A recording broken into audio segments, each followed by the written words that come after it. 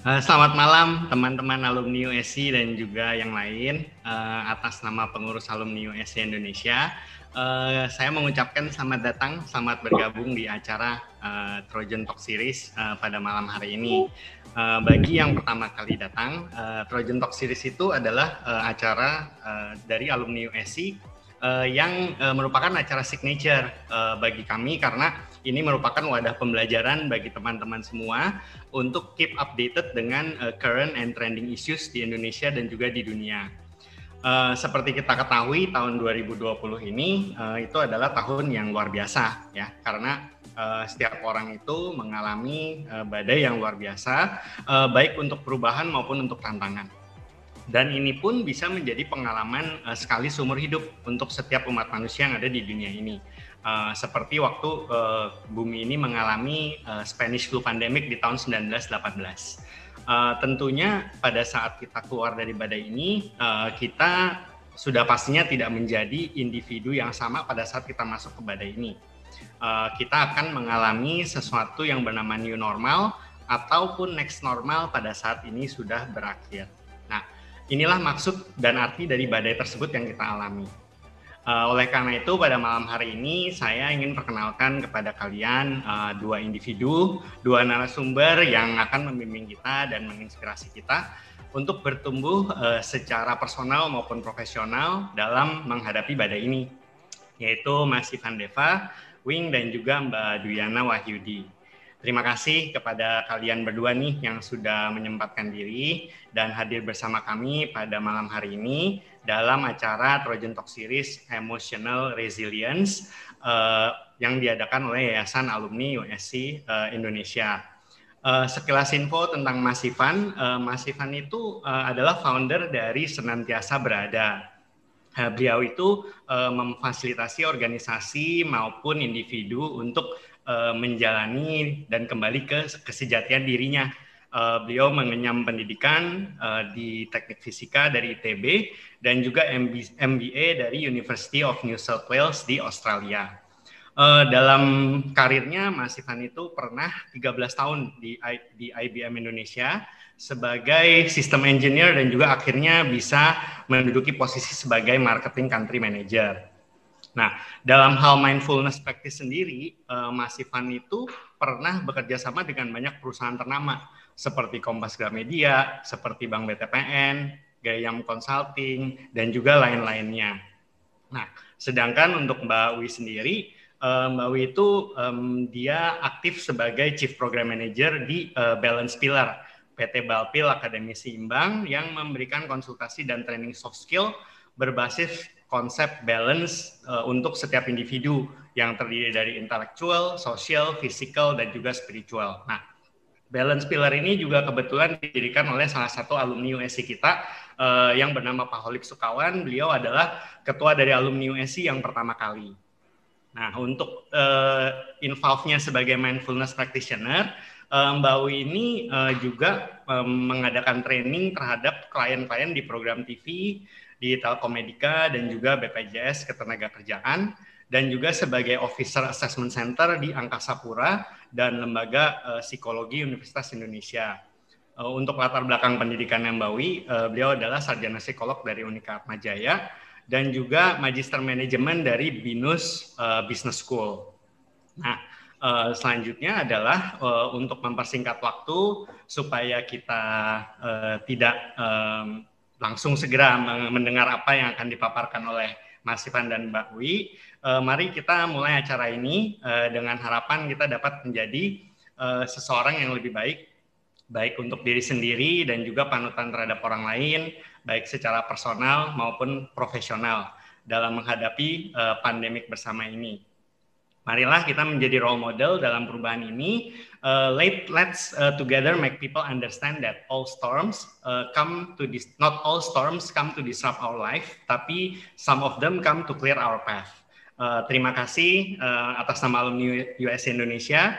Untuk tempat dan waktu mungkin kami persilakan ke Mbak Wi ya untuk membuka acara ini. Baik, terima kasih Pak Luki atas perkenalannya yang baik sekali. Selamat malam teman-teman. Senang rasanya melihat wajah-wajah yang walaupun nggak ada wajahnya ya, lagi belum pada nyala semua videonya.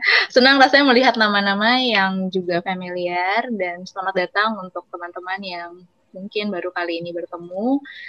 Senang rasanya kita bisa menghabiskan Jumat malam ini sama-sama untuk kita bicara tentang emotional resilience. Walaupun judulnya nampaknya berat sekali, tapi harapannya hari ini kita akan membuat setidaknya malam ini menjadi lebih ringan. Ya, sudah banyak hal yang berat-berat di luar sana. Rasanya kehadiran Trojan Talks ini mau membantu kita untuk sejenak, setidaknya 1,5 jam ke depan untuk bisa bercerita sama-sama. Siapa tahu ada beban yang bisa diringankan sedikit, ada cerita yang mau dikeluarkan. Harapannya seperti itu. Ya. Perkenalkan sekali lagi, nama saya Duyana Wahyudi, tapi saya biasa dipanggil Uwi. Betul, tadi seperti Pak Luki bilang, saya lulusan psikologi sebetulnya, kemudian melenceng sedikit ke jurusan bisnis, dan untuk mindfulness-nya juga sudah belajar dari 2008. Nah, hari ini saya nggak akan ngajar sebetulnya tentang mindfulness karena saya juga masih belajar, tapi bersama Mas Ivan rasanya hari ini kita akan bisa berbagi cerita tentang bagaimana saya menggunakan praktek-praktek mindfulness untuk juga membantu untuk melewati hal-hal yang mungkin dirasa berat akhir-akhir ini. Ya. Kalau misalnya ada yang mau bertanya, silahkan nanti langsung ditulis aja di chat. Ya, nanti kita akan kumpulkan pertanyaannya. Kalau mau sambil networking juga, boleh juga kenal-kenalan dulu di chat gitu ya. Siapa tahu nanti pulang dari sini ada yang bisa dapat network baru ya. Oke, kita mulai.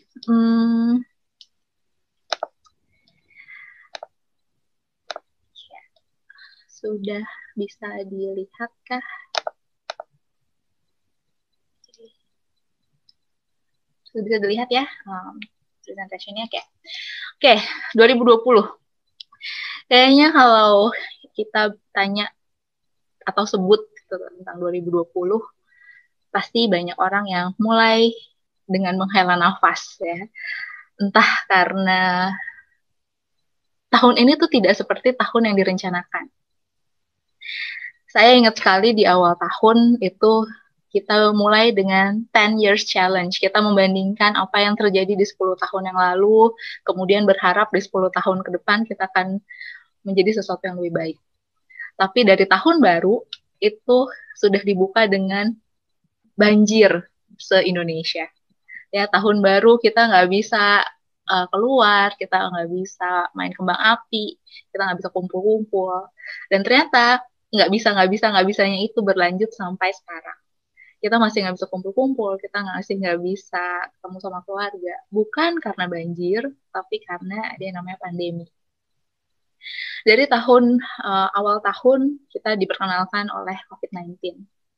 Ya, pandemi, entah bagaimana ceritanya, tahun ini seluruh dunia lagi diminta untuk diam sejenak. Tiba-tiba jadi banyak cerita-cerita yang terdengar, dan cerita-ceritanya cerita yang nggak biasa. Dan seperti tadi Pak Luki bilang, rasanya kita lagi ada di dalam sebuah badai dengan kapal masing-masing. Ada juga yang bilangnya kapalnya beda-beda, entah di kapal sendiri, entah di kapal beda-beda, tapi toh kita masih ada di badai yang namanya corona ini. Dan badai ini penuh dengan tekanan, badai ini membawa banyak cerita, dan sayangnya cerita-ceritanya banyak yang nggak baik. Mulai dari ekonomi, tiba-tiba dolar naik, tiba-tiba emas nyampe 1 juta, tiba-tiba saham anjlok sampai 40%, tiba-tiba semuanya mantap, makan tabungan.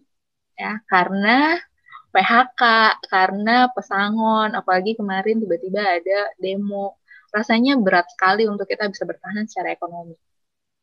Kemudian yang kedua, sosial. Kita ini warga yang senang sekali kumpul, silaturahmi. Begitu disuruh di rumah aja, rasanya tuh, why, kenapa kita harus di rumah aja gitu. Saya nggak bisa lebaranan di rumah, nggak bisa mudik, saya nggak bisa ngerayain ulang tahun, saya nggak bisa kawinan gitu ya. Saya adalah seorang wedding planner juga, jadi klien-klien saya banyak juga yang putus asa karena resepsinya tertunda karena PSBB dan nggak tahu sampai kapan. Tapi ini adalah pengorbanan-pengorbanan yang perlu dilakukan atas nama keselamatan bersama. Dan sayangnya pengorbanan-pengorbanan ini tidak semuanya dapat dilakukan dengan baik atau dilewati dengan baik karena banyak yang memilih untuk bunuh diri. Pilot, artis, orang biasa memilih untuk ya udahlah mengakhiri hidup. Rasanya lebih mudah daripada menjalani badai ini. Oh, nggak ada yang pasti. Rasanya yang pasti adalah mengakhiri hidupnya sendiri. Ya. Dan siapa sih yang mau mengakhiri hidupnya sendiri kalau tidak terpaksa? Maka hari ini rasanya kita bisa berkumpul di sini untuk sejenak mencari tahu apa sih yang bisa kita lakukan untuk tidak akhirnya terpaksa mengakhiri hidup kita sendiri.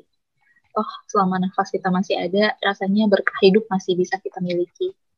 Jadi cerita-cerita ini memang ada, kita nggak bilang bahwa ini tidak benar, kita tidak bilang bahwa ini adalah sesuatu yang salah. Tidak, ini adalah nyata adanya, dan ini adalah apa yang dialami dunia saat ini. Tapi balik lagi, rasanya kita bisa kok melakukan sesuatu. Ya. Apa yang bisa kita lakukan? Survive. Ya. Badainya ada, masing-masing dari kita mungkin punya amunisinya sendiri-sendiri, tapi tujuannya sama, kita mau bertahan dalam semua tekanan yang lagi kita hadapi sama-sama. Masing-masing punya amunisi yang berbeda-beda, ya. Mungkin ada yang terdampak sangat, mungkin ada yang terdampaknya sedikit, mungkin dari 100 orang dari kita di sini, ada yang merasa menjalani hari demi hari aja sulit sekali, ada yang mungkin tidak seberat itu, dan semoga hari ini kita bisa saling berbagi bagaimana kita kemudian bisa melakukan apa yang kita bisa untuk bisa bertahan. Caranya adalah dengan berkawan dengan tekanan ini. Karena badai semakin dilawan, semakin kita hanyut. Ya, kalau pernah ada yang dengar dalam tornado, itu titik paling tenangnya itu adalah at the center of the tornado. Ketika kita bisa ada di pusat tornadonya, itu sebenarnya the calmest. Itu adalah yang paling tenangnya. Tapi kalau kita coba melawan, kita mau keluar dari si tornado itu, justru kita akan ikut dalam tornadonya. Kita akan hanyut, kita akan nggak tahu terpental sampai kemana. Jadi badai ini ada, tornado ini ada, tapi yuk kita coba cari cara finding our center, our calm spot, untuk bisa melihat apa sih yang bisa kita lakukan, setidaknya dalam titik kecil itu. Caranya gimana? Ya dengan menyadari apa yang kita punya saat ini, apa yang masih berdaya kita bisa lakukan. Dan ada satu tren sebetulnya yang lagi hype juga. Ini. Times Magazine tuh bilang bahwa ada yang namanya mindful revolution. Ketika kita nggak bisa keluar, ketika sekarang dunia lagi minta kita untuk diam di rumah, ketika kita cuma punya handphone sebagai teman kita, ada revolusi baru yang bisa kita lakukan, yaitu revolusi berkesadaran. Saat ini tuh kita diminta untuk sejenak betul-betul menyapa diri kita, bertemu dengan diri kita, yang mungkin selama ini kita sibuk gitu ya. Sebelum-sebelumnya kita sibuk keluar rumah, sibuk kerja, sibuk ini, sibuk itu. Saat ini rasanya kita bisa belajar nih untuk ketemu lagi sama diri. Dan ini sudah ada dari dulu. Teman-teman juga mungkin bukan hal yang baru untuk kita kasih tahu ya. Salah satu cara untuk menjaga kesehatan mental tetap waras adalah dengan meditasi. Tapi gimana caranya? Saya tuh orangnya nggak bisa diem. Saya tuh kalau diem sebentar kayaknya kepikiran ini, kepikiran itu gitu ya. Aduh, saya nih mendingan disuruh push up 200 kali daripada disuruh diem 10 menit gitu. Gimana caranya? Bukannya yang bisa meditasi itu harus pergi ke Bhutan, ke Nepal, ke gunung, ke hutan gitu ya, atau jadi biarawan gitu. Enggak, teman-teman. lihat semua model-model ini, ya, perempuan-perempuan cantik ini gitu ya.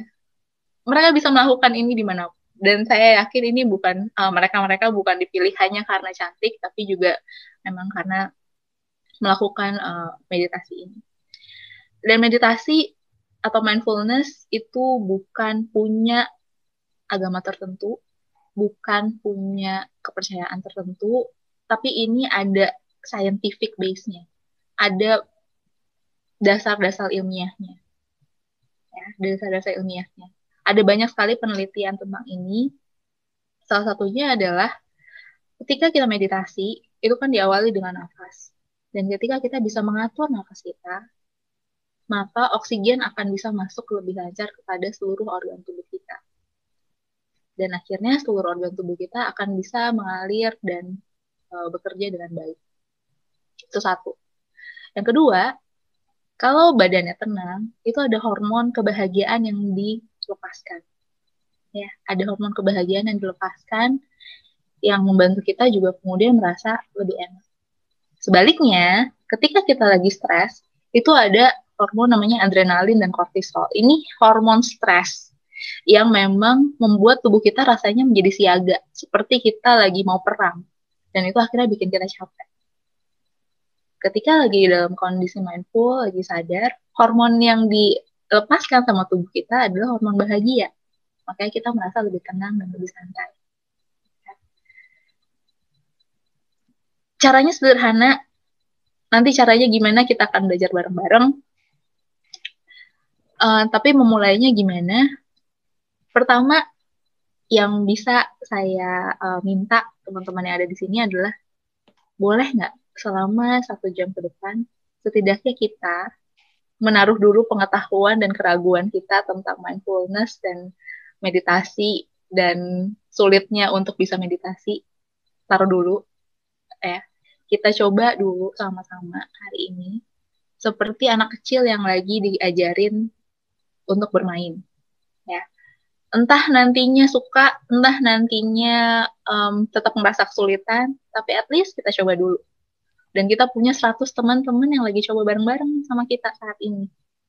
Ya, apapun yang pernah kita pelajari sebelumnya, kita boleh taruh dulu. Kekhawatiran kita tentang PHK, demo, kerjaan, semua itu boleh ditaruh dulu sebentar ya.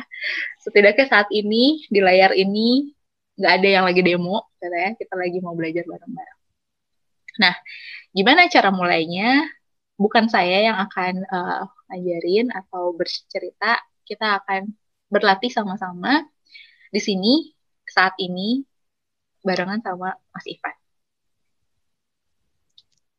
Terima kasih Uwi. Wah, selamat malam teman-teman. Sekali lagi terima kasih bisa hadir di Trojan Talk pada kesempatan ini. Kita seperti tadi Uwi bilang, yuk kita alami sama-sama, kita belajar sama-sama. Kalau yang baru ada keraguan, wajar. Ada pertanyaan, ini apa sih? Wajar, begitu ya. Kita akan 2 kali dalam sesi ini mengalami, karena mengalami itulah ilmiah yang sebenarnya.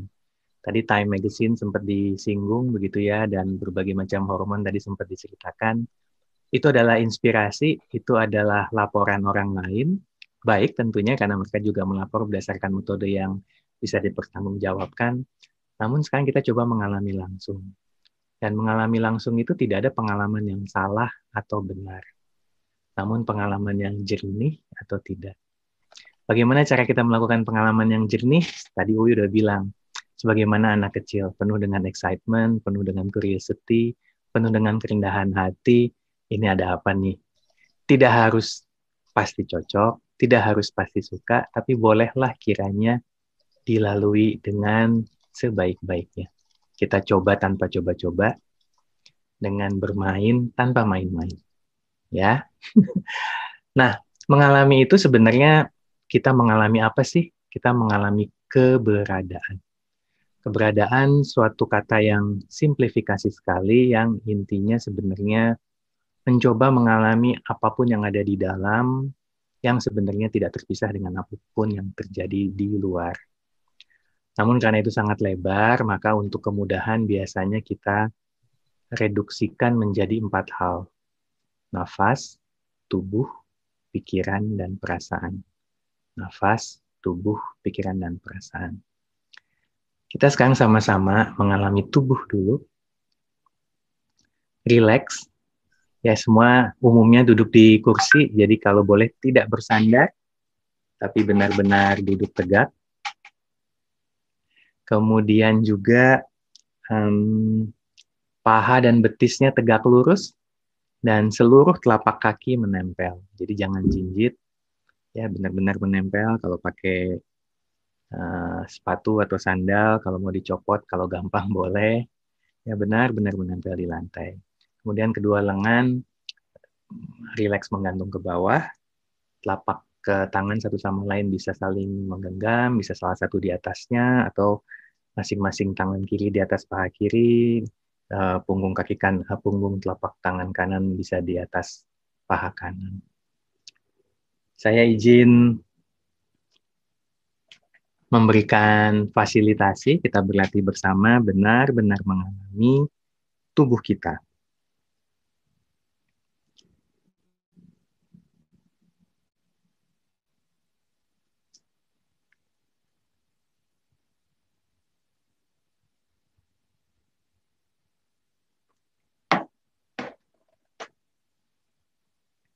Untuk mudahnya kita memejamkan mata, tapi kalau tidak nyaman, mau lihat juga nggak apa-apa.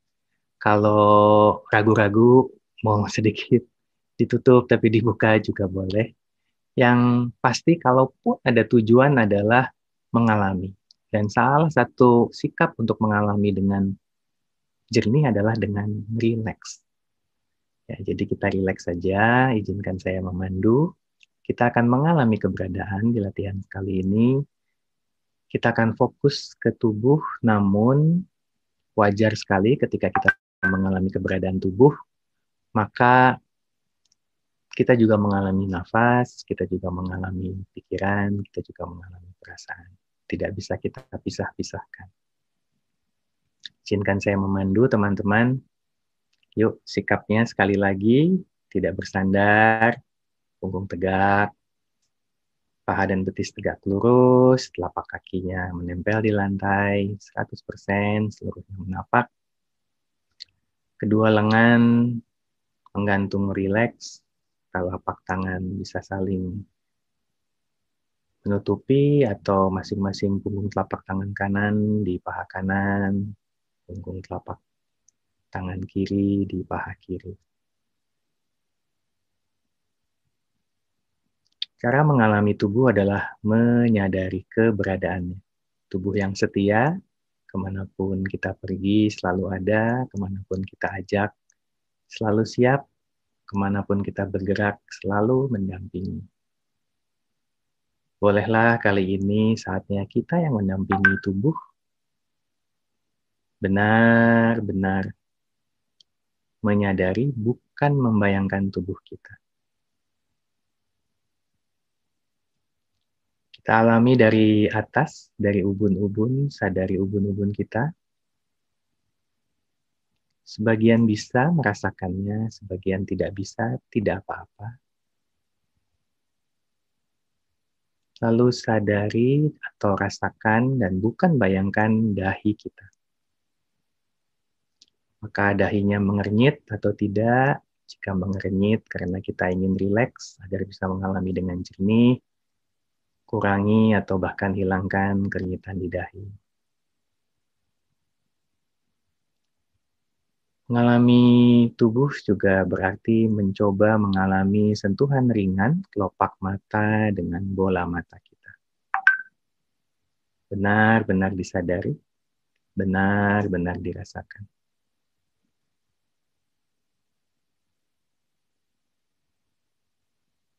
Lalu coba rasakan, bukan bayangkan, sentuhan kedua bibir, ringan menempel. Sadari dan rasakan rongga mulut kita,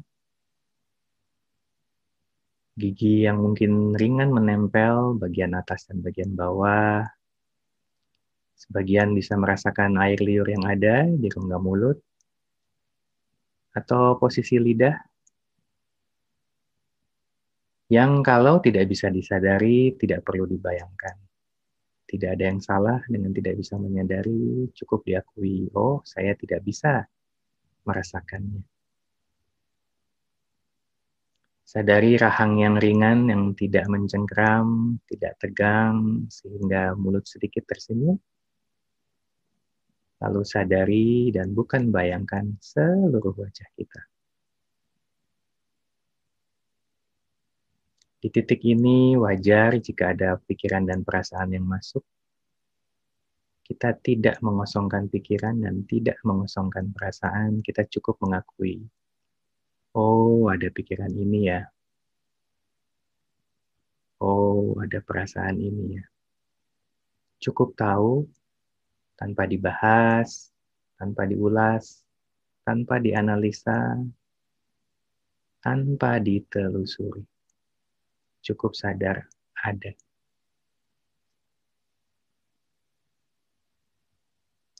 Kita kembali menyadari tubuh, melihat kepala kita sebagai satu kesatuan yang ditopang oleh leher.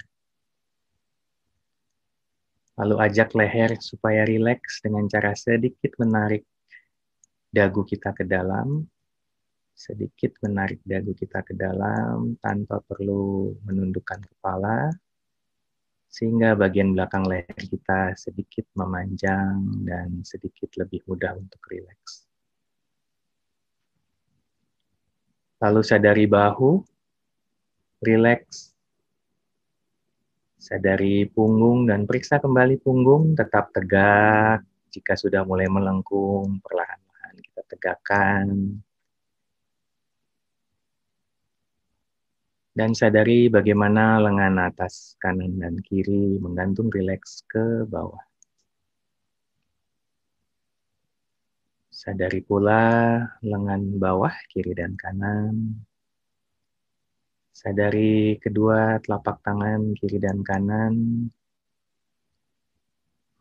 Punggung telapak tangan menempel satu sama lain atau menempel pada paha, tergantung posisi lengan kita.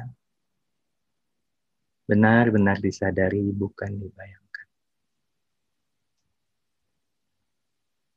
Periksa lagi, terkadang pikiran masuk, pertanyaan mulai muncul, atau rasa bosan, rasa mengantuk, rasa apapun, cukup diakui saja.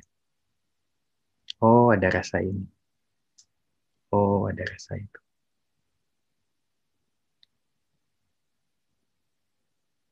Sadari dada kita, sedikit kembang kempis seiring dengan nafas. Keberadaan nafas biasanya mulai terasa di sini, juga lihat dari kembang kempisnya perut kita. Tidak perlu sengaja dikembang kempiskan, cukup tahu bahwa ada keselarasan antara tarikan dan hembusan nafas dengan kembang kempisnya perut.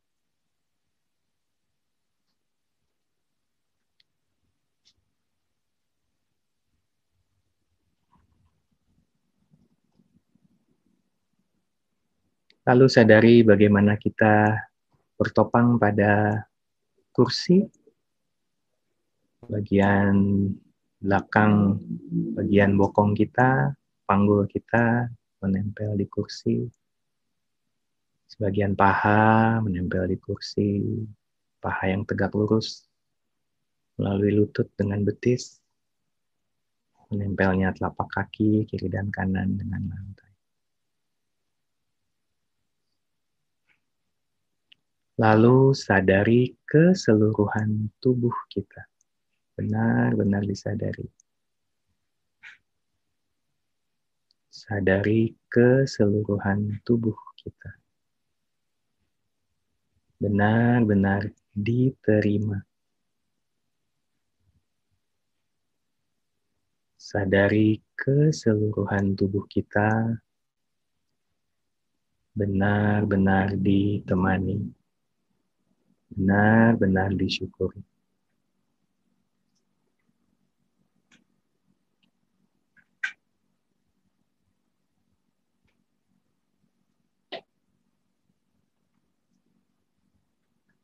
Sekarang perlahan kita buka kembali kedua mata kita. Masih menyadari keberadaan kita, walaupun sudah ada visual yang baru.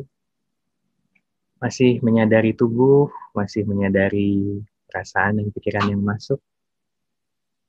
Dan menyadari nafas kita. Baik, ini latihan keberadaan kita yang pertama. Mudah-mudahan kian peka kita akan kekitaan kita, kian mudah kita menerima kita, kian mudah kita mensyukuri kita, karena sebelum kita melangkah, kita perlu tahu kita berada di mana. Saya kembalikan ke Uwi lagi. Oke, terima kasih Mas Ivan atas latihannya. Semoga teman-teman juga merasa lebih tenang sedikit, ya. Mungkin ada juga yang masih bertanya-tanya, kenapa sih judulnya Emotional Resilience? Kok diajarinnya mengalami tubuh, diajarinnya tentang nafas, gitu ya. Saya mau tanya dulu nih ya, teman-teman. Kalau teman-teman punya botol, ini bukan sponsor ya. Kalau kita punya satu botol air, ya, bisa lihat kan ya, ada apa di dalamnya. Anggaplah airnya penuh. Kemudian ada sedikit pasir kita masukin ke dalamnya. Dan kalau saya kocok si botol ini, yang terjadi adalah airnya akan tercampur sama si pasirnya. Lama-lama yang tadinya jernih dan kita bisa lihat apa yang ada di dalamnya, kita jadi nggak bisa lihat lagi. Apa yang kita lakukan sehari-hari itu seperti ini.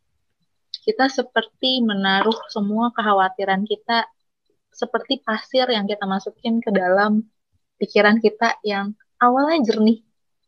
Tapi lama-lama kita taruh. Khawatir tentang ekonomi, taruh satu. Khawatir tentang besok makan apa, taruh satu. Lagi makan siang, ntar makan malam mau makan apa, taruh satu lagi. Besok demonya ada lagi atau enggak, taruh satu lagi. Bulan depan digaji apa enggak, taruh satu lagi. Dan bukan cuma ditaruh doang, tapi kita putar terus sampai nggak tahu sebenarnya yang sekarang lagi bikin saya pusing, sakit kepala tuh yang mana. Karena akhirnya semua sudah bercampur.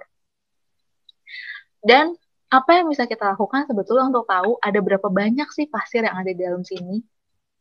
Apa aja sih sebetulnya yang ada dalam sini? Dan gimana caranya kita bisa melihat lagi dengan jernih tanpa harus buang airnya dan ganti yang baru adalah sesederhana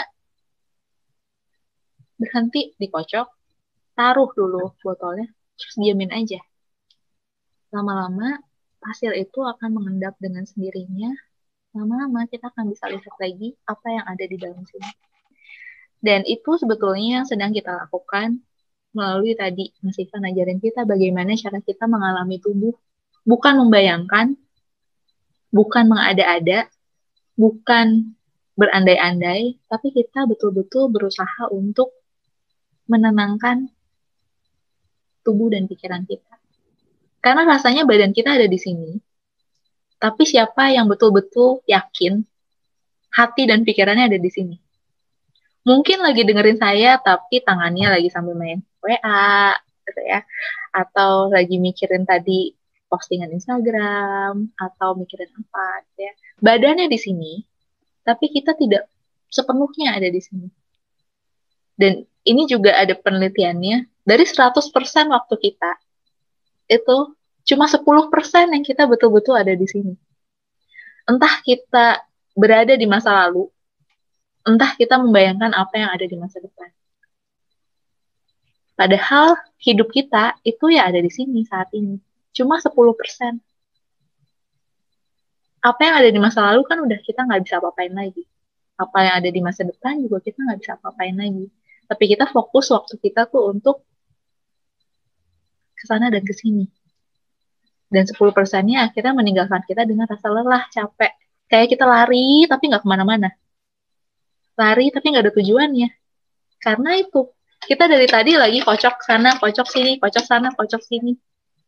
Boleh nggak kita belajar nih sejenak taruh dulu, Setidaknya 10% dari waktu kita, kalau dikasih waktu hidup 75 tahun, 7 tahun setengahnya doang nih untuk benar-benar hidup. Nah, itu kenapa salah satu yang bisa kita lakukan untuk tetap waras adalah juga dengan belajar menaruh sejenak kesadaran kita di tempatnya saat ini di sini. Dan berlatih berkesadaran itu bisa di mana aja. Tidak harus didampingi sama Mas Ivan. Tidak harus didampingi oleh saya. Gitu ya.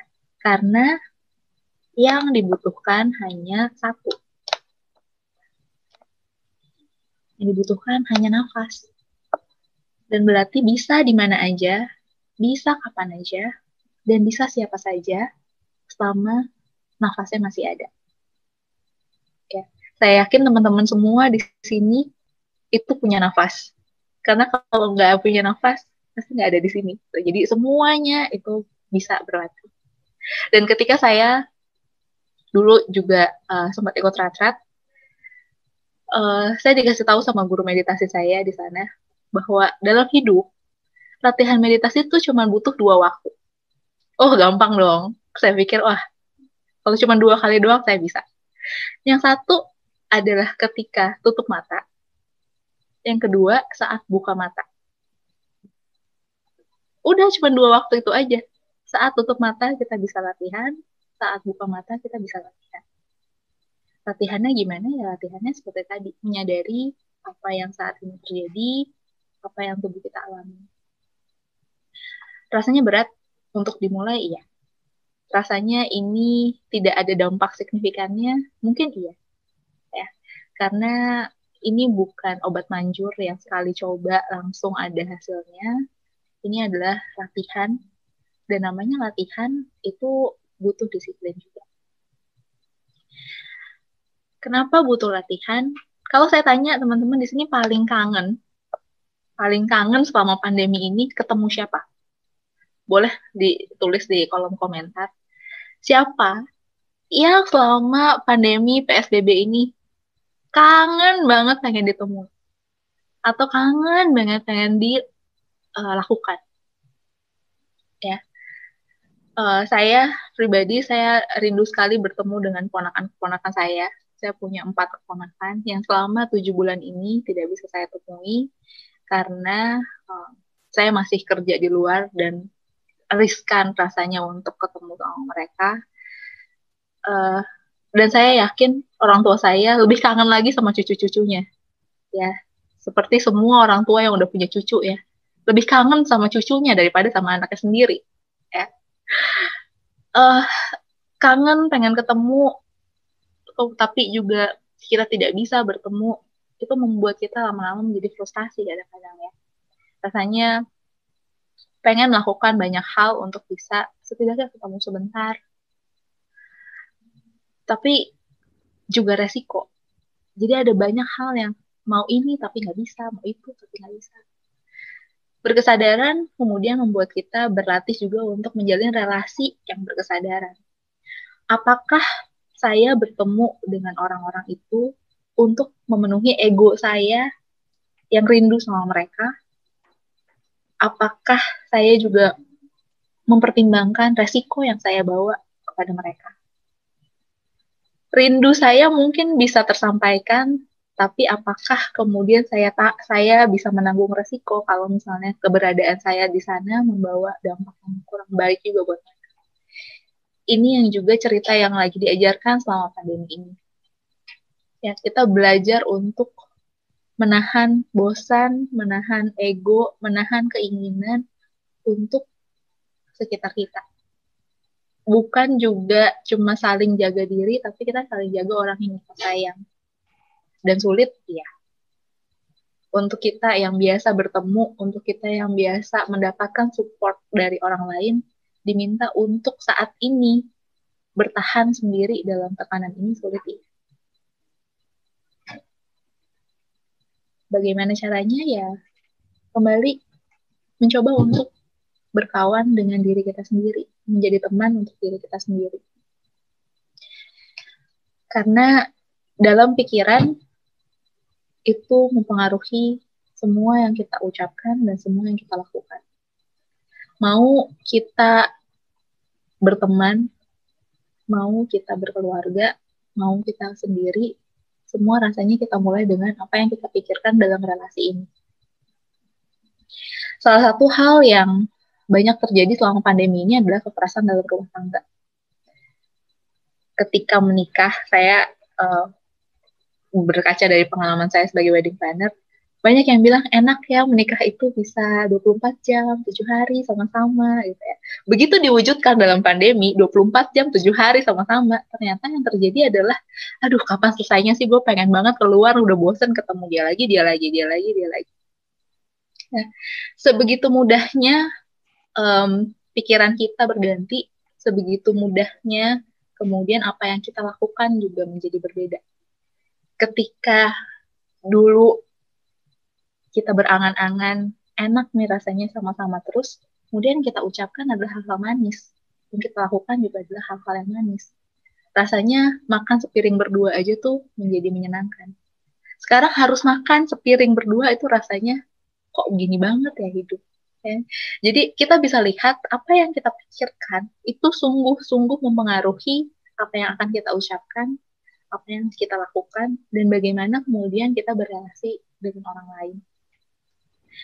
Maka salah satu cara untuk kita kemudian bisa tetap waras, tetap merasa nyaman dengan situasi yang seperti ini adalah kembali kepada setidaknya mengenali apa yang kita pikirkan.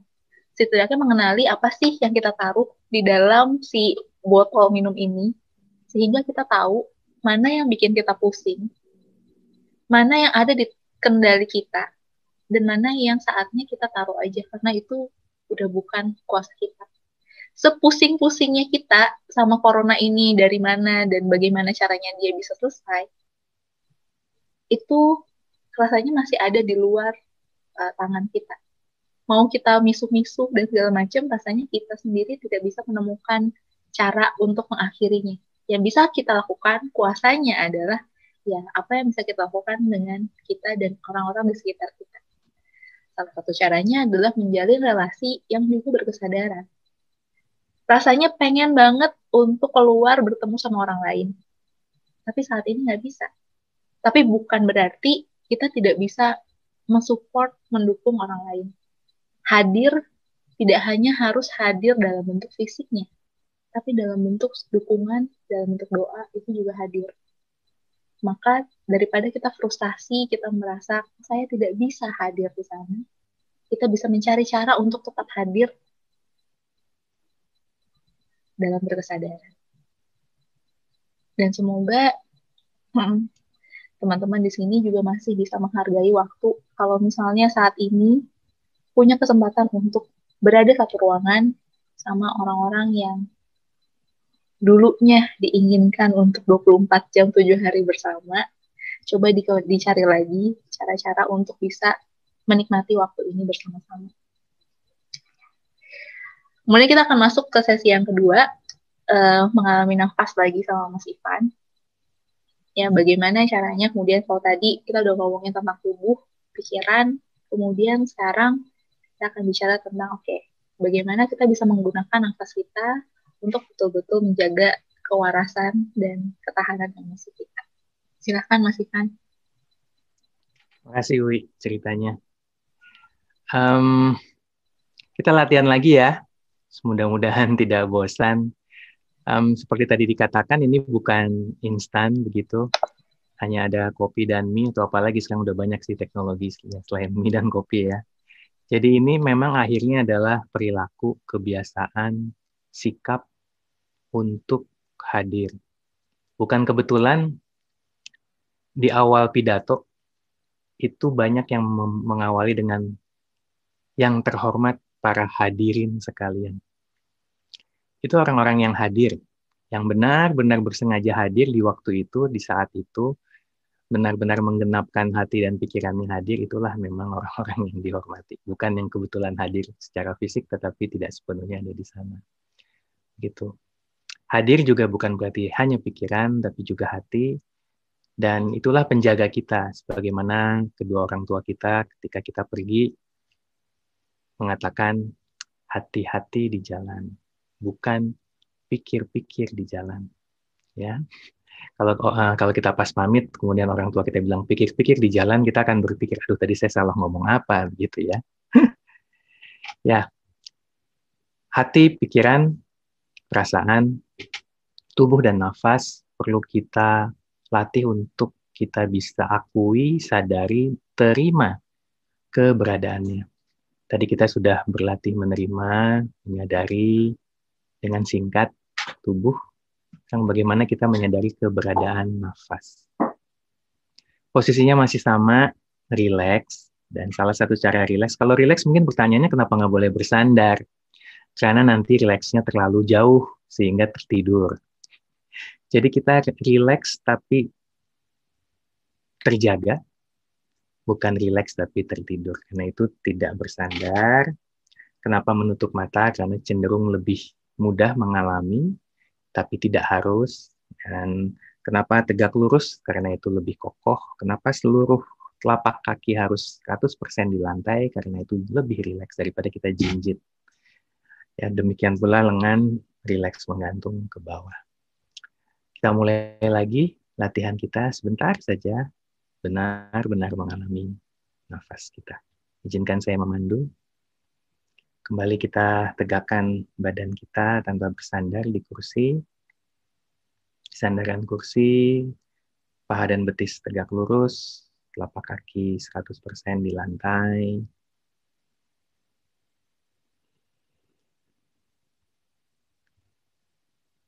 Kita sudah berlatih tadi menyadari keberadaan tubuh. Kita ulangi sedikit lagi saja keberadaan tubuh kita.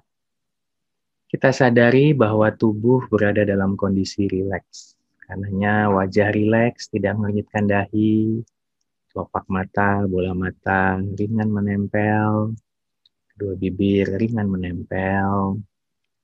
Lehernya rileks dengan cara sedikit menarik dagu ke belakang sehingga leher bagian belakang rileks. Punggung rileks namun tetap tegak, tidak bersandar. Kedua lengan kiri dan kanan rileks menggantung. Kemudian paha dan betis tegak lurus dan juga kedua telapak kaki 100% di lantai.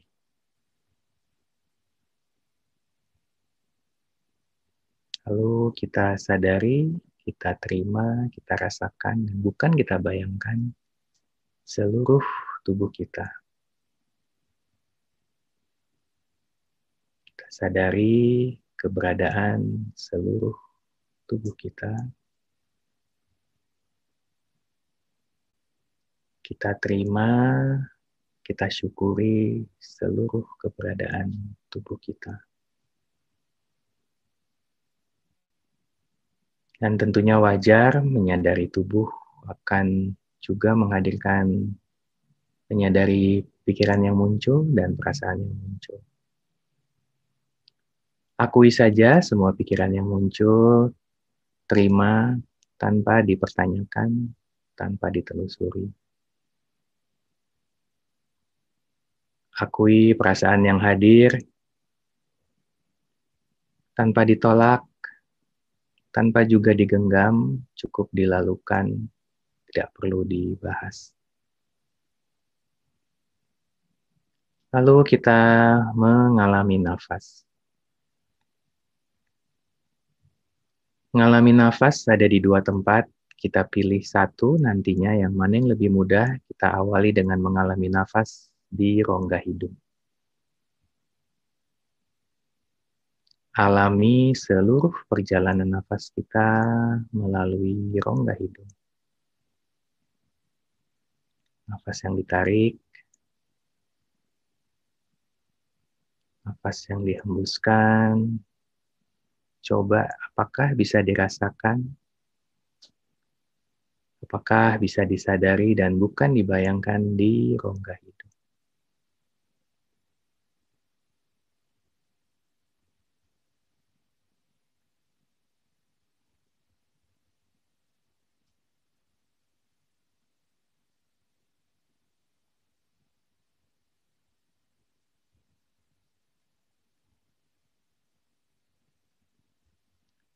Atau kita bisa memilih kembang kempisnya perut sebagai tempat untuk menyadari kehadiran nafas. Perut berkembang kempis seiring selaras dengan cara kita menarik nafas dan cara kita menghembuskan nafas.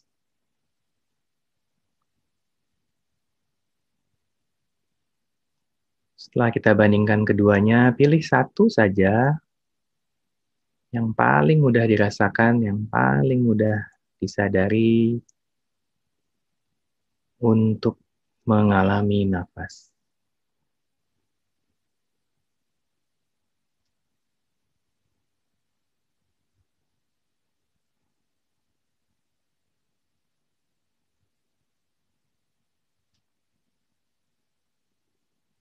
Kita awali lagi dengan mencoba mengatur nafas di titik di mana kita mudah menyadari apakah di rongga hidung atau di kembang kempisnya perut.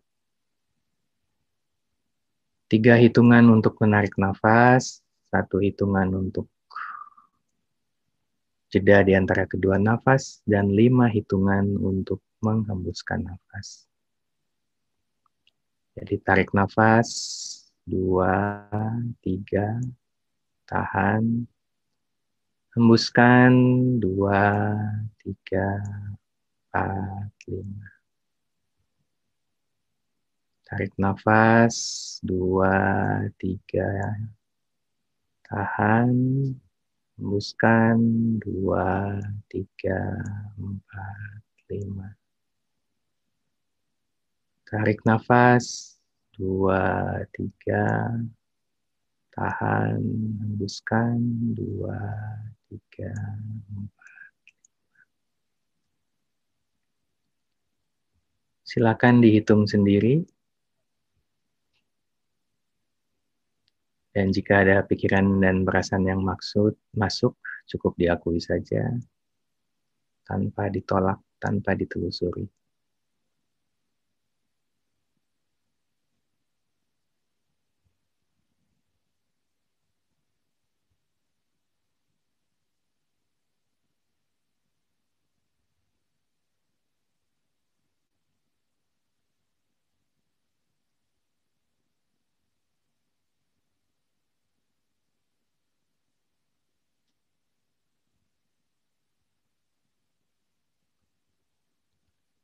Sekarang kita mengalami nafas tanpa dihitung. Biarkan nafas berjalan secara alami. Dilepaskan saja. Dilalukan saja.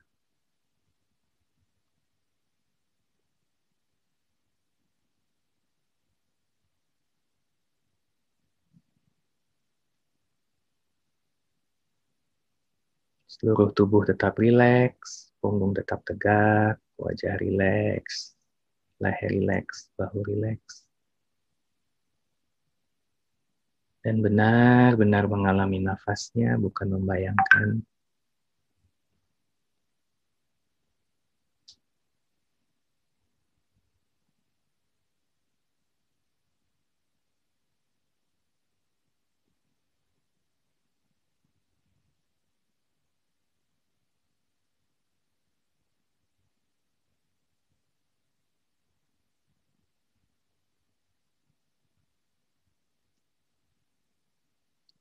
Lalu coba disadari bahwa kita sebenarnya menerima nafas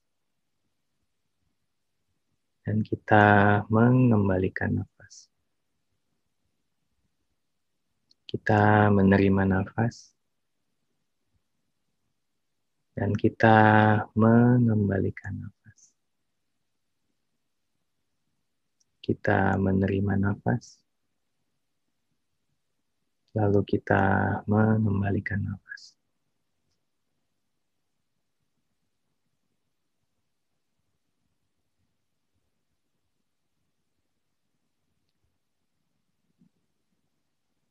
Sekarang secara perlahan kita buka mata kita. Kembali bersama dengan keberadaan kita, tetap mengalami nafas, mengalami tubuh, perasaan, dan pikiran. Demikian latihan kedua kita.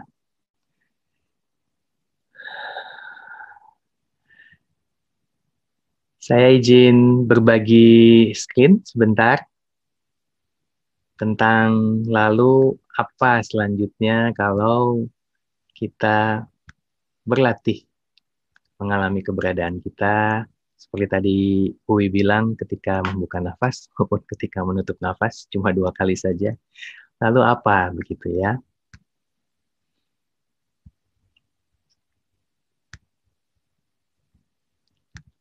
Sudah terlihatkah? Yang kita coba latih sebenarnya adalah memantaskan diri untuk berlatih dan berserah, meningkatkan kualitas berkesadaran, meningkatkan kualitas mindfulness kita. Apa sih maksudnya kualitas berkesadaran? Adalah suatu kemampuan untuk kian peka dengan keberadaan kita. Sehingga kita tahu ketika kita memberi respons, sebenarnya masih ada kekesalan dari peristiwa yang lalu. Ketika kita memberikan tanggapan, mungkin kita lebih peka bahwa sebenarnya masih ada euforia dari yang sebelumnya.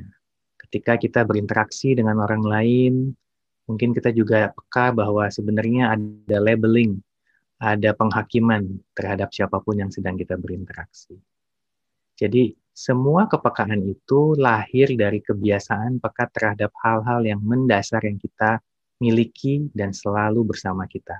Nafas, tubuh, perasaan, dan pikiran.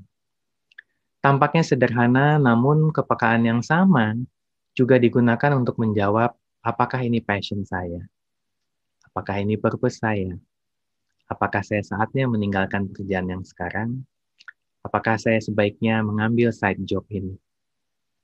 Karena perasaan, tubuh, pikiran, dan nafas, jujur, terutama ketika kita berjernih bersama mereka. Bisa tidak jujur ketika mereka dilingkupi dengan, tadi menggunakan bahasanya Uwi, kotoran-kotoran yang sibuk kita kocok, yang tidak sempat kita diamkan seperti dalam botol tadi. Karena itu tampak sederhana, namun ketika ini dibiasakan 5-10 menit di setiap hari, waktu tempat yang sama, dan kita lakukan dengan tambahan kebiasaan lain, misalnya berjeda 3 nafas di antara satu Zoom meeting dengan Zoom lain, di antara roti bakar dengan kopi, di antara mandi dan sikat gigi, berjeda 3 nafas, benar-benar menyadari keberadaan nafas, tubuh, perasaan, dan pikiran. Mudah-mudahan ketika izinnya hadir, kita kian peka. Dan ketika kita kian peka, sebagaimana juga tadi Uwi bilang, kita kian mudah berinteraksi, karena kita kian terjalin dengan kita. Kita tahu kecenderungan kita cenderung terbuka mengakui, oh ya memang itu saya cenderung kosong, kurang, atau lemah di sana. Kita tahu sepertinya ini strength saya, sepertinya ini kekuatan saya. Dan kian kita terjalin dengan kita, kian mudah kita menjalin hubungan dengan yang lain. Karena berhubungan dengan yang lain pada dasarnya adalah berselaras dengan diri. Ketika kita kian peka dan kita kian terjalin, maka sebenarnya ketika izinnya lagi hadir, karena ini semua bukan tidak bisa kita tuntut, maka mudah-mudahan kearifan itu pun dihadirkan. Kearifan adalah sesuatu yang bisa kita pegang, atau bahkan satu-satunya yang hanya bisa kita pegang ketika ketidakpastian hadir. Ketika ada situasi seperti pandemi ini hadir. Ketika ada sesuatu yang di textbook nggak ada, di kuliah nggak ada, belum pernah dialami, sekali seumur hidup, this is very new for me, begitu, apa sih yang kita pegang? Kearifan. Dari mana kearifan lahir? Dari keterjalinan dan kepekaan kita. Nah, dengan kita terbiasa melakukan hal-hal itu, maka kita bisa merasakan dan membedakan perbedaan-perbedaan tipis karena kita kian peka. Saya ngotot atau saya berupaya? Saya sebenarnya bermalasan atau saya sebenarnya berserah? Sesuatu yang guru manapun, buku manapun, textbook manapun, universitas manapun, tidak bisa memberikan ukurannya kepada kita. Bahkan kita pun sebenarnya tidak berhak mengukur itu. Kita hanya bisa mengira-ngira. Namun ketika kita kian peka, kita asimptotis kalau secara matematis. Kita mendekati. Karena akhirnya yang maha tahu bukan kita. Kita hanya bisa bilang, sepertinya sih sudah berserah. sepertinya saya ngotot yang ini.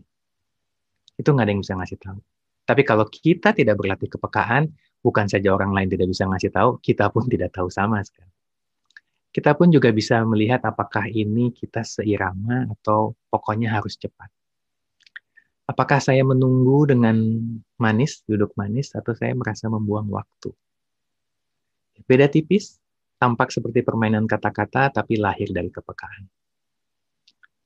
Apakah ini perlu, apakah ini ingin, atau saya ini benar-benar tertarik, suka, atau saya melakukan itu supaya saya tampak menarik di mata yang lain. Itu pun beda tipis. Hal yang lain lagi, semua adalah permainan sebagaimana kita main game, menang kalah menjadi sukacita, tapi tidak pernah orang bermain game dengan main-main, walaupun itu bermain. Tidak pernah ada orang yang beriterasi, mencoba-coba, walaupun dia tahu itu mencoba, karena dia tidak pernah bisa memastikan hasilnya. Kepekaan ini diperlukan. Apakah saya sukses dengan semua kriteria yang menurut hemat saya tidak jelas, atau saya bertumbuh kembang? Atau saya sibuk mencari dampak, atau saya sibuk dengan saya sendiri? Tumbuh kembang sesuai dengan namanya adalah bagaimana kita belajar dari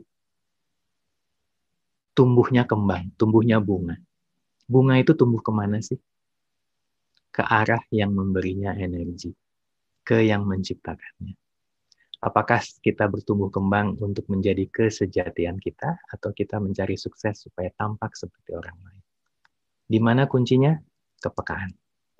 Sehingga ketika kita melihat hal-hal di luar, apakah ini opsi atau ini distraksi? Apakah ini panggilan, apakah ini godaan? Balik lagi, nggak ada ukurannya, tapi bisa dilatih dari mana? Keberadaan nafas, tubuh, perasaan, dan pikiran. Sehingga kita tidak harus mencari hal-hal yang serba positif, karena kita pun tahu bahwa semuanya baik, semuanya membaikkan. Ya, berlian hanya bisa tampak ketika di ruang yang gelap, wangi hanya bisa terasa ketika ada bau-bau tidak wangi di sekitarnya, begitu. Dan keterbatasan itu sesuatu yang relatif, tergantung bagaimana kita melihatnya. Karena sebenarnya semuanya sudah dicukupkan, semuanya sudah cukup. Sehingga akhirnya perjalanan kita, apakah COVID-19 ini selesai atau tidak, itu adalah, menurut hemat saya, adalah perjalanan kembali. Sesuatu yang sudah kita miliki, mungkin jarang kita latih, jarang kita temui lagi, dan kita tidak sibuk-sibuk menuju. Ya, kita tidak menjulang, tetapi kita mendekati kekitaan kita. Nah, kepekaan itu juga akan mengajak kita ke arah bagaimana kita mengelola spektrum ego. Apakah misalnya kita melihat bahwa, wah ini saya nggak bisa ngapa-ngapain nih, gitu ya. Ini saya jadi korban, gitu. Ya tentunya banyak hal yang membuat memang kita tidak bisa apa-apa, tapi juga banyak hal yang sebenarnya itu mengajak bagi kita. Itu suatu tanda buat kita untuk melakukan sesuatu. Nah, konsep pada saya pun kadang dengan berjalannya proses, dengan berjalannya waktu biasanya berkembang, supaya kita keluar dari spektrum korban itu menjadi sesuatu yang untuk saya. Sehingga kita menjaga obat, menjaga kecukupan makanan, minuman, dan sebagainya, menjaga hak. Dan tidak ada yang salah dengan itu, tapi kita perlu peka bahwa, oh ya, saya sibuk dalam untuk saya. Atau kita berlomba-lomba untuk melatih keterampilan, kemahiran, passion, sehingga saya tahu bahwa saya hanya bisa sukses kalau saya mengasah kemampuan saya. Tidak ada yang salah dengan itu, tetapi dengan berjalannya waktu, kita pun tahu bahwa bahkan kita pergi ke kantor waktu belum ada zaman COVID-19, atau ketika kita bangun, kita sebenarnya dibangunkan, dan kita ke kantor itu bisa karena tidak ada gempa, tidak ada demo, tidak ada hal-hal lain, bukan karena kita bisa naik mobil dan mengendarai mobil itu. Banyak hal yang kita tahu bahwa itu bukan berdasarkan apa yang kita mampu. Sehingga dengan berjalannya waktu, spektrum ego akan semakin lebar, semakin tipis, bahwa oh ya, saya perlu yang lain, dan yang lain tidak selalu dalam bentuk benda hidup, bisa juga benda mati, sebagaimana matahari memberikan oksigen kepada kita melalui proses fotosintesis. Namun akhirnya, yang paling tipis adalah bahwa kehidupan sebenarnya melalui saya. Saya adalah tarian, saya bukan penari. Nanti kita bahas saja karena waktunya sudah makin tipis. Dan terakhir, slide saya yang terakhir, kesadaran itu bukan ketika kita berlatih tadi mengalami keberadaan nafas, mengenai keberadaan tubuh, itu hanya salah satu latihan. Kalau boleh saya mengajak setiap waktunya di tempat yang sama, di waktu yang sama, durasi yang sama, pilih setelah makan pagi, setelah mandi, sebelum tidur, setelah makan siang, pilih satu waktu yang kita nyaman, yang langsung bisa tersambung begitu, di mana kita berlatih dalam duduk, kita juga bisa berlatih dalam berbaring, namun kita juga bisa melakukan dalam bergerak, ya, misalnya melakukan yoga atau diving, sebagian orang jogging, begitu kan, atau sendera tari Jawa, tari Minang, dan lain sebagainya, dilakukan dalam berkesadaran. Saya bergerak dalam sadar. Hal yang lain adalah bergerak dalam berkesadaran dalam keseharian. Kita minum dan hanya untuk minum, tidak minum sambil ber-WA. Kita menjawab email, ya hanya sambil menjawab email, hanya untuk email itu, tidak sambil bikin proposal. Kita berinteraksi dengan orang benar-benar untuk mendengarkan, bukan untuk mencari kesempatan kapan saya jawab, karena saya ingin menunjukkan saya lebih tahu dari dia misalnya. Berkesadaran juga ada di spektrum yang lain, yaitu tumbuh kembang. Sebagaimana kita tadi bahas sedikit, apakah ini passion saya, apakah ini purpose saya, juga berkesadaran lahir atau diperlukan terutama ketika kita memimpin organisasi, apakah dalam bentuk keluarga, atau organisasi dalam bentuk komunitas, atau organisasi dalam bentuk profit-oriented company. Karena pertanyaannya adalah, untuk apa kita berkumpul bersama? Tentunya hal-hal di luar profit, hal-hal di luar planet, hal-hal di luar people, bahkan dititipkan ketika kita berkumpul bersama. Yang akhirnya ketika kita melakukan itu, kita memantaskan diri, berlatih dan berserah menuju suatu kondisi yang disebut sadar. Itu dulu. Silakan Pak Luki. Ya, wah terima kasih Mas Ivan, Mbak Wi atas ulasannya yang luar biasa. Ini saya lihat sudah banyak sekali pertanyaan yang masuk. Untuk sebelum kita membahas pertanyaan, mungkin kita ada sesi foto bersama dulu ya. Untuk ya. Untuk teman-teman semua boleh dinyalain kameranya untuk foto bersama. Ya, nih mau lihat wajah-wajahnya. Iya, udah dapat ini belum inspirasi mindfulness nih. Teknik konsentrasi.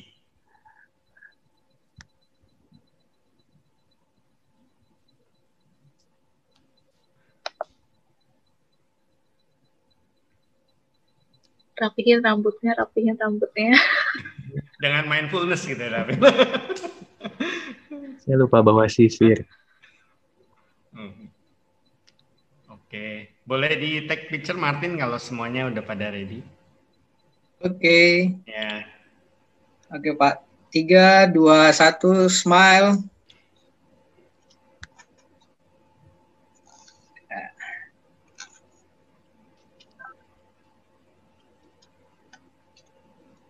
Yang halaman kedua. 3, 2, 1, smile. Oke, thank you. Ya, terima kasih. Oke, kalau begitu kita boleh masuk ke sesi tanya jawab ya, untuk Mas Ivan sama Mbak Wi. Saya mungkin bacakan pertanyaannya dan nanti boleh antara Mbak Wi atau Mas Ivan mungkin yang ingin take the question ya. Nah, yang pertama, I want to know what mindfulness is. Jadi, apakah definisi dari mindfulness itu? Ya, dari Mbak Wi mungkin bisa jawab kali ya. Oke. Mindfulness itu kalau dalam bahasa Indonesianya kita sebut sebagai berkesadaran. Ya, kalau mau dipecah kata-katanya, mind itu pikiran atau batin. Mindful itu lebih ke kita bukan full yang penuh ya, bukan pikiran yang dibikin penuh ya, tapi justru kita being mindful itu being aware, kita menyadari apa sih sebetulnya yang terjadi di dalam pikiran kita, bukan memikirkan apa yang kita pikirkan, tapi kita menyadari apa yang ada dalam pikiran kita. Sadar itu jadi kata kuncinya.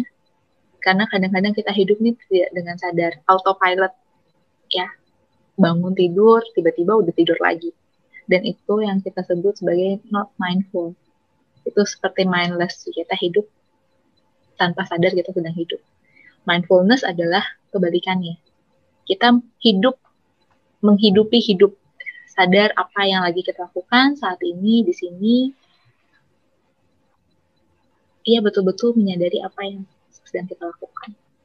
Sesederhana itu, semudah itu sesungguhnya, tapi karena kita tidak dibiasakan, sehingga ini menjadi konsep yang sulit dan harus dipelajari lagi. Begitu aja pemahamannya. Kalau dijelasin panjang lebar, nanti akhirnya jadi pusing sendiri, jadi mindful, pikirannya jadi penuh. Ya, terima kasih. Pertanyaan yang kedua ini, cara apa yang paling ampuh untuk memperkuat mental agar bisa bertahan di masa pandemi seperti ini, terutama untuk kaula muda seperti kami yang masih umur 20-an yang masih mencari jati diri? Emang kalian pikir kami umur berapa? Cuma beda 2 tahun. Iya, kenapa sih harus sebut-sebut umur? Baik, Mas Ivan, mungkin boleh dijawab kalau yang ini. Ya, gantian kita ya kalau gitu, Wi. Umur itu, jadi kalau boleh jangan digunakan sebagai kategorisasi begitu. Jadi lebih ke arah ini nggak gampang nih. Itu kan gimana caranya supaya mentalnya kuat, mau umurnya 20 atau 17 atau 58 atau 76 begitu ya. Karena akhirnya bukan umurnya, tapi kesadarannya. Serius, bukan umurnya, tapi kesadarannya. Sehingga pertanyaannya bagaimana mental itu kuat? Pertama adalah menyadari mental itu. Bagaimana menyadari mental itu? Awalnya adalah menerima. Bagaimana menerima mental? Peka akan keberadaan mental dalam konteks misalnya emosi dan pikiran.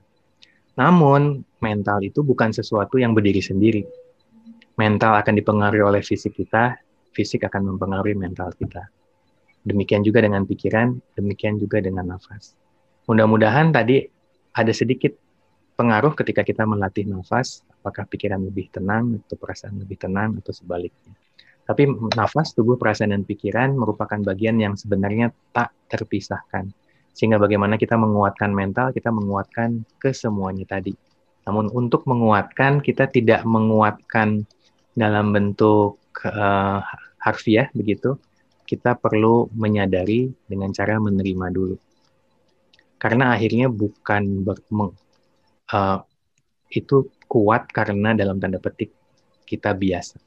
Kita berlatih biasa sehingga akhirnya tadi kalau ada kata-kata equanimity, begitu perubahan itu hal yang biasa. Perubahan itu hal yang alami. Perubahan itu hal yang natural. Ya, bayangkan kalau kita tidak berubah, itu agak ngeri sebenarnya. Tapi ya, jadi mudah-mudahan sedikit menjawab bagaimana cara menguatkan dengan cara berlatih menerima dulu, menyadari, kemudian baru menindaklanjuti.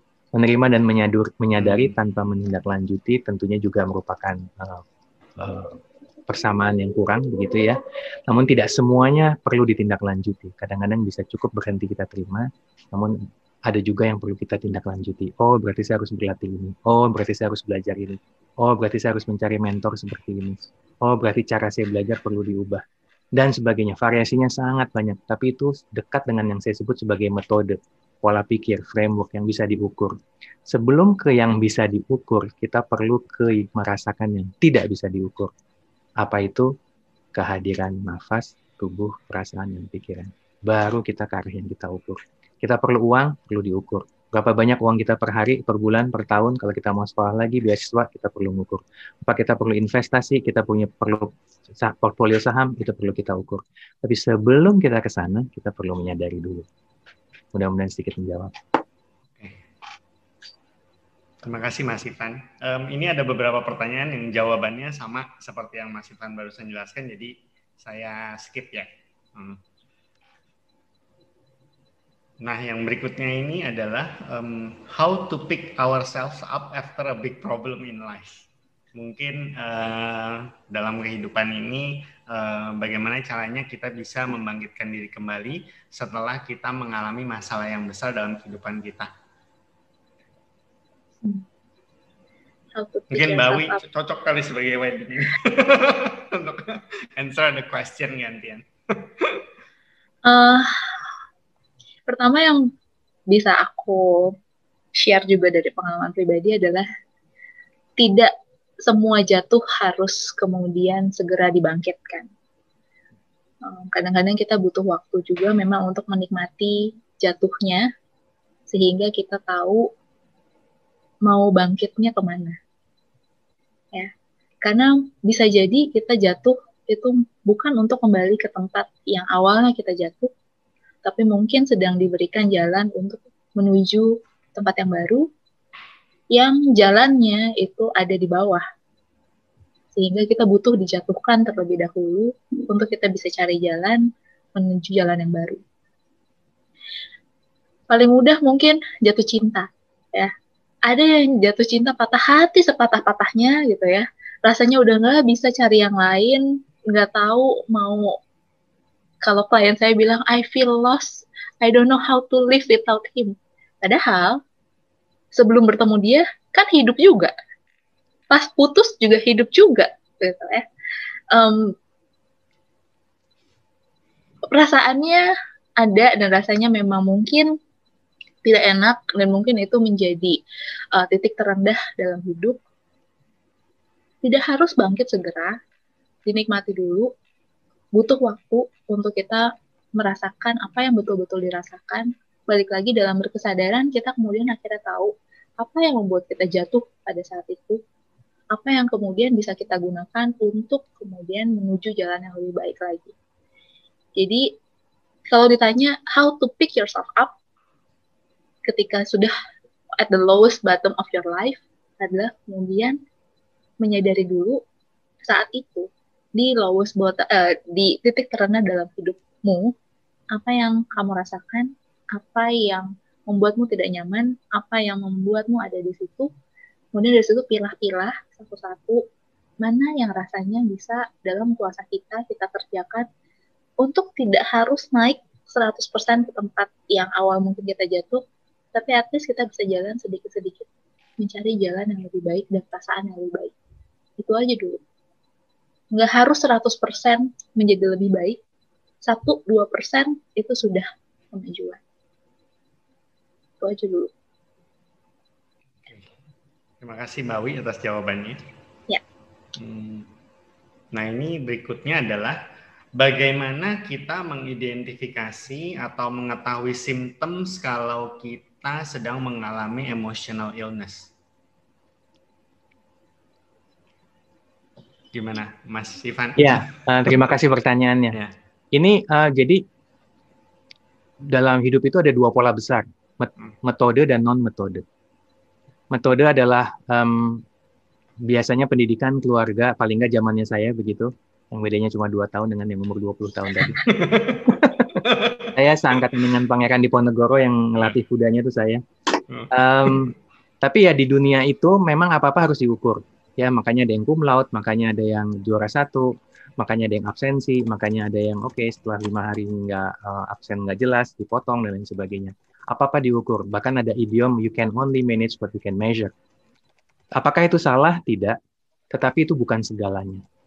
Sehingga kita perlu menyeimbangkan itu dengan non-metode. Sesuatu yang perlu dirasa, sesuatu yang perlu berdasarkan intuisi, sesuatu yang perlu dialami. Apakah itu nyata? Ya betul, ketika kita ke konser musik, melihat lukisan, melihat ke museum, dan lain sebagainya, kita jarang datang ke konser musik lalu mengukur desibel speaker panggung itu kiri dan kanannya sama atau tidak. Misalnya, apakah jumlah senarnya di bass itu 6 atau dia pakai 4 atau apa. Apakah semua bass drum, kick, snare, cymbal, dan lain sebagainya ada mic-nya atau enggak. Kita datang menikmati saja. Bahkan di situ kita terlambat, kita masih bisa menikmati. Tidak ada harus tepat waktu. Apakah itu segala-galanya? Pun juga tidak. Nah, kedua ini, metode dan non-metode adalah suatu konsep yang disebut paradoks. Yang sesuatu yang tidak kita latih karena misalnya ketika kita mendapatkan ujian di multiple choice, kita harus memilih satu. Ketika kita ditanya, kamu mau jadi dokter atau mau jadi fotografer, kamu pilih satu dong, seakan-akan dua hal itu bertentangan. Kita lahir paling nggak zaman saya, untuk dibiasakan memilih hanya satu. Buat kita sekaligus seperti hal yang tidak mungkin, sesuatu yang bertentangan. Nah, tadi balik lagi ke pertanyaannya, bagaimana kita mengukur itu dirasa, nggak bisa diukur. Bagaimana kita merasa dengan menyadari. Memang menyadari ini mungkin dalam konteks kekinian, apa bedanya? Nanti baper dong, bawa-bawa perasaan. Justru kita harus bawa-bawa perasaan, yang kita jangan itu larut dalam perasaan. Beda. Kita membawa perasaan kita di setiap saatnya. Sebagaimana kita membawa pikiran kita. Namun membawa bukan berarti terlingkupi. Kita bukan perasaan kita bukan pikiran kita di atasnya. Kita memilih, oh yang ini kita harus lebih merasa daripada berpikir, oh yang ini kita harus lebih berpikir daripada merasa, oh yang ini kita harus lakukan keduanya. Lalu bagaimana? Nah, kebetulan non-metode jarang dilatih. Jadi hal yang sifatnya kekuatan mental, bangkit, ini kelebihan apa enggak, ini berupaya apa mengharuskan, ini bermalasan atau berserah. Karena jarang dilatih, jarang peka, kita biasanya menanyakan sesuatu yang sifatnya non-metode dengan metode. Ngukurnya gimana untuk tahu sudah berserah atau bermalasan? Ngukurnya bagaimana ini godaan atau panggilan? Ngukurnya bagaimana ini opsi atau distraksi? Itu nggak bisa diukur. Tapi ngukurnya gimana perusahaan ini untung apa enggak? Bisa dan harus dihitung. Gitu ya. Jadi saya mengajak yuk kita berlatih di non-metode melalui hal-hal yang seperti tadi. Tampak abstrak memang, mungkin karena lebih belum biasa. Tapi itu kita perlukan karena tidak semua dalam hidup perlu diukur. Mudah-mudahan sedikit menjawab. Terima kasih Mas Ivan. Sama aku mau nambahin sedikit untuk terkait tentang mental illness itu. Boleh pesan juga mungkin teman-teman jangan jadi self-diagnose karena mudah sekali rasanya sekarang itu mencari tanda-tanda depresi, tanda-tanda apa di internet. Saya belajar psikologi lama-lama itu ya. Rasanya juga bahaya kalau misalnya kita merasakan sesuatu kemudian mendiagnosa diri sendiri tidak melalui orang yang memang mempelajari itu. Ya. Karena nanti takutnya ketika memang dibutuhkan pertolongan, internet tuh nggak akan bisa nolong kita. Ya, kalau misalnya memang ada perasaan yang gak nyaman, kemudian rasanya ini tanda-tanda bahwa mungkin saya mengalami sesuatu yang terkait dengan kesehatan mental. Banyak banget sekarang akses untuk konseling, psikolog, itu mendingan di internet carinya itu. Cari nomor kontak psikolog. Ya, sehingga diberi bantuan, diberi diagnosa yang jelas. Jangan kemudian, apakah saya sudah sampai tanda segini, kemudian itu sudah sampai ke mental illness atau enggak. Datang aja ke psikolog, datang aja ke konselor, mereka akan bisa bantu untuk menjawab pertanyaan ini lebih jelas. Terima kasih Mas Ivan, Mbak Wi. Nah, kelanjutan daripada penjelasan tadi, ini ada yang menanyakan kembali, bagaimana agar kita tidak mudah ke-trigger jika kita mendapatkan sesuatu yang membuat sakit hati atau marah. Kan tadi kan kita mesti kontrol mind. Nah, sekarang bagaimana caranya supaya kita tidak mudah ke-trigger oleh hal tersebut? Caranya supaya nggak mudah ke-trigger adalah dengan latihan, menyadari bahwa ternyata hal ini men-trigger saya. Menyadari dulu apa sih sebetulnya yang men-trigger. Saya dulu sebelum belajar mengenai mindfulness ini, saya anaknya ngambekan. Kalau boleh ditanya ke orang tua saya, setiap kali saya ngambek tuh kerjaannya banting pintu kamar, nyalain musik kencang-kencang gitu ya, ngumpet di dalam lemari. Pokoknya kalau bahasa mama saya tuh jelek banget lah adatnya gitu ya. Kemudian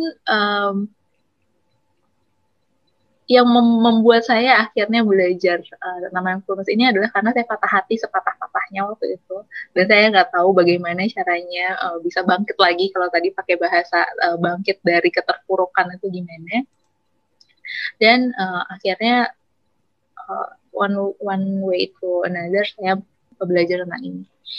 Dan waktu awal-awal itu masih mudah rasanya untuk tertrigger setiap kali dengar nama mantan, setiap kali dengar, apalagi nama mantannya adalah nama yang familiar, yang nama pasaran gitu ya.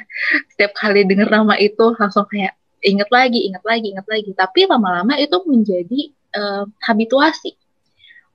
Ketika nama itu tadinya diasosiasikan dengan perasaan yang tidak menyenangkan, ketika mendengar nama berkali-kali, kemudian ternyata asosiasinya menjadi berbeda, kayak tadi. Pikiran kita kemudian akan mempengaruhi apa yang kita ucapkan, dan kita lakukan, dan mungkin kita rasakan. Ya. Jadi ketika saya memilih untuk tidak lagi mengasosiasikan si nama ini dengan perasaan yang tidak menyenangkan, lama-lama saya juga mengajari diri saya tidak lagi tertrigger oleh nama ini. Butuh waktu yang lama, iya. Butuh kesadaran bahwa oh ternyata nama itu men-trigger saya, iya. Tapi dari kesadaran-kesadaran kecil-kecil itu, kemudian saya tahu bahwa oh saya terganggu dengan itu dan saya nggak nyaman dengan perasaan terganggu itu. Maka kalau saya mau hidup nyaman, saya belajar untuk memproses pemicu-pemicu itu menjadi ya biarkan dia ada, tapi dia tidak lagi mengganggu saya. Dilatih seperti itu, oke.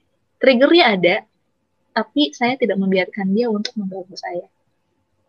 Latihan sedikit-sedikit, lama-lama akhirnya bukan mendinai, bukan menyangkal, tapi kita membiarkan dia ada di sana, tapi dia tidak masuk dan mengganggu kita. Lama-lama akan terbiasa.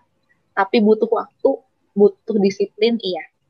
Dan mungkin waktunya menjadi tidak sebentar, itu masing-masing orang punya prosesnya sendiri-sendiri. Dan jangan menyerah. Kalau misalnya memang hal itu men-trigger kita, sadari dulu kenapa dia men-trigger, apa yang ter-trigger, dan maafkan diri kita juga kalau misalnya memang ada hal yang tidak menyenangkan dari situ. Dari aku itu sih. Terima kasih Mbak Wi jawabannya. Ini pertanyaan terakhir ya. Pertanyaan teknis nih, mungkin Mas Ivan yang lebih bisa menjawab. Aku mau tanya, inhale exhale-nya lewat hidung saja. Lalu apakah pada saat meditate, pikiran kita itu harus fokus pada topik yang jadi isu atau yang membuat pusingnya kita? Ya, terima kasih pertanyaannya Pak Wiwi. Ya, inhale dan exhale-nya lewat hidung saja.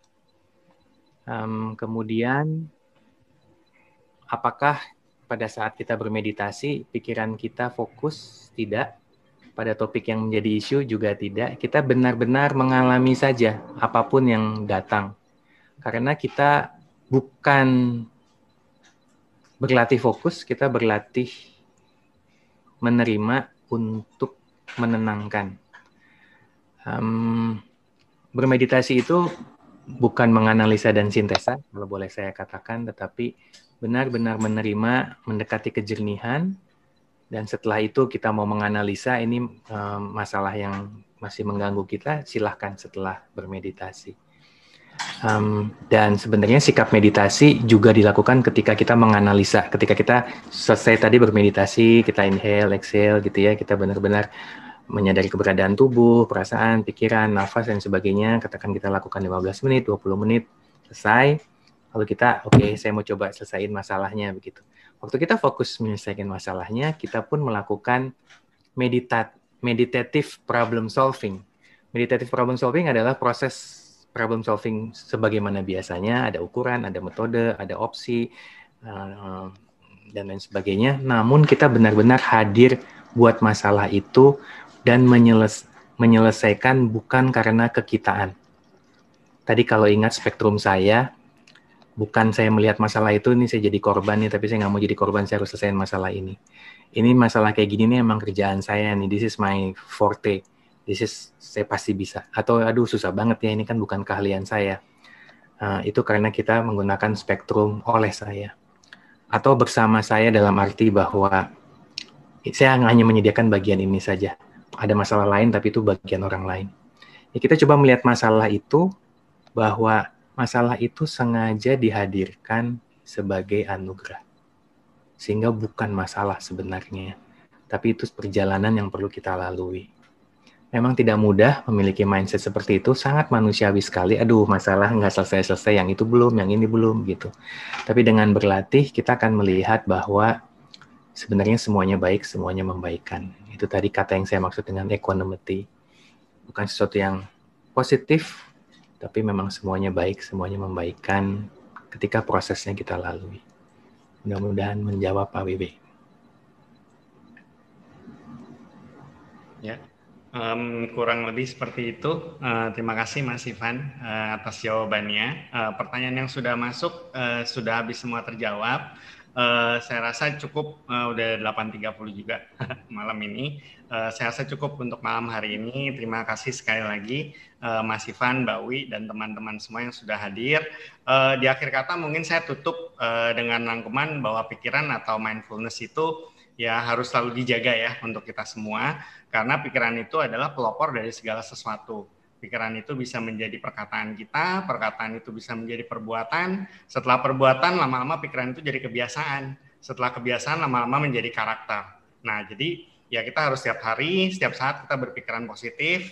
Seperti yang tadi ada di penutup presentasi, kita harus menyapa diri kita setiap pagi. Ya, pada saat melihat ke cermin, ya kita sapalah diri kita dengan hal-hal yang positif sehingga kita bisa menjalani hidup ini dengan ringan, ya, dengan light. Nah, mungkin tadi saya bisa tambahin sedikit juga bagaimana caranya kalau kita itu menghadapi hal-hal yang membuat kita tidak nyaman sehari-hari. Kita harus ingat bahwa di dalam diri kita itu ada dua serigala. Satu serigala yang baik, satu serigala yang tidak baik.